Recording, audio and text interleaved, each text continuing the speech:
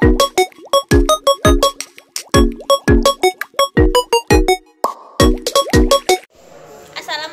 warahmatullahi wabarakatuh. Perkenalkan, nama saya Fatayat Finan, NIM 632400152 dari Prodi Akuntansi Mahasiswa Universitas BSI Kaliabang. Di sini saya akan membawakan materi presentasi tentang Pancasila sebagai dasar nilai pengembangan ilmu. Pancasila adalah dasar negara Indonesia yang terdiri dari 5 sila yang menjadi pedoman hidup berbangsa dan bernegara.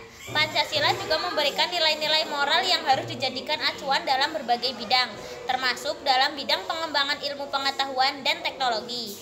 Dalam pengembangan ilmu, Pancasila memberikan landasan etika dan arah yang jelas, memastikan bahwa ilmu yang dikembangkan tidak hanya bermanfaat dalam bidang teknis, tetapi juga memiliki dampak positif bagi masyarakat dan bangsa Indonesia secara keseluruhan. Masing-masing sila Pancasila memiliki makna untuk pengembangan ilmu. Yang pertama, sila Pancasila ketuhanan yang Maha Esa. Artinya, pengembangan ilmu harus didasari dengan iman dan takwa kepada Tuhan. Ilmu yang dikembangkan tidak boleh bertentangan dengan ajaran agama. Ilmu pengetahuan dan teknologi yang digapai seharusnya digunakan untuk kebaikan umat manusia.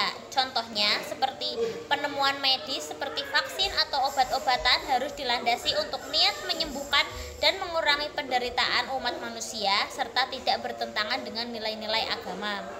Yang kedua, yaitu kemanusiaan yang adil dan beradab. Artinya, ilmu harus digunakan untuk meningkatkan kesejahteraan umat manusia dengan cara yang adil dan beradab. Pengembangan ilmu pengetahuan tidak boleh merugikan pihak manapun dan harus memberikan manfaat yang merata bagi seluruh masyarakat tanpa terkecuali.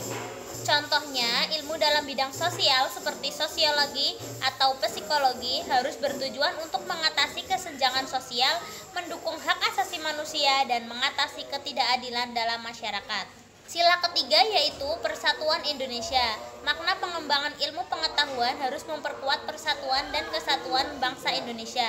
Ilmu tidak boleh memperburuk perpecahan, tetapi justru harus menjadi alat untuk menyatukan berbagai perbedaan yang ada di Indonesia. Contoh dari sila ketiga ini yaitu teknologi komunikasi dan informasi seperti internet dan media sosial dapat digunakan untuk memperkuat hubungan antar warga negara Indonesia, menjembatani perbedaan budaya dan suku, serta memperkenalkan keberagaman sebagai kekayaan bangsa. Selanjutnya, sila keempat yaitu kerakyatan yang dipimpin oleh hikmat kebijaksanaan dalam permusyawaratan perwakilan. Artinya, ilmu pengetahuan harus berkembang melalui proses yang bijaksana dan melibatkan banyak pihak. Pengembangan ilmu tidak bisa dilakukan oleh satu kelompok atau individu saja, tetapi harus melibatkan musyawarah dan perwakilan berbagai pihak untuk kepentingan rakyat banyak. Sebagai contoh, pengambilan keputusan dalam penelitian atau teknologi harus melibatkan banyak pihak, termasuk pemerintah, masyarakat, dan ahli terkait agar hasilnya dapat diterima dan bermanfaat bagi semua lapisan masyarakat. Nah, sila yang terakhir yaitu sila kelima, keadilan sosial bagi seluruh rakyat Indonesia. Artinya, pengembangan ilmu harus bertujuan untuk menciptakan kesejahteraan yang adil bagi seluruh rakyat Indonesia. Ilmu yang dikembangkan tidak hanya untuk keuntungan segelintir orang, tetapi harus dapat dinikmati oleh semua golongan.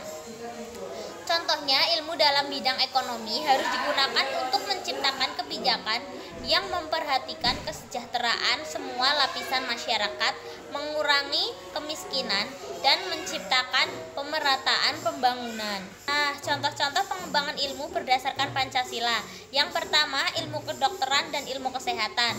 Pengembangan ilmu kedokteran di Indonesia harus berorientasi pada kepentingan kesehatan masyarakat dengan mempertimbangkan etika kemanusiaan.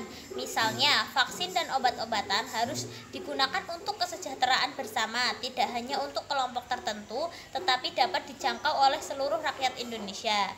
Yang kedua yaitu ilmu teknologi dan inovasi. Teknologi yang dikembangkan harus memperhatikan keberagaman Indonesia dan digunakan untuk memperkuat persatuan, seperti pengembangan aplikasi teknologi yang dapat memudahkan komunikasi antar masyarakat dari berbagai daerah serta mendukung pendidikan dan perekonomian.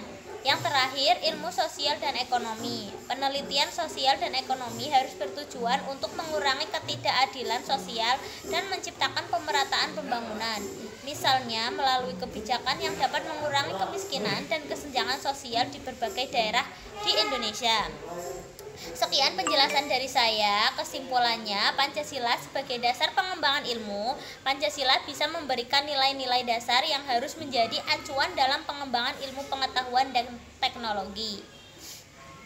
Setiap ilmuwan dan pengembang teknologi harus mempertimbangkan nilai-nilai Pancasila agar ilmu yang dihasilkan dapat bermanfaat bagi seluruh masyarakat Indonesia. Ilmu pengetahuan yang dikembangkan dengan prinsip Pancasila akan membawa manfaat yang adil, beradab, dan tidak merugikan siapapun.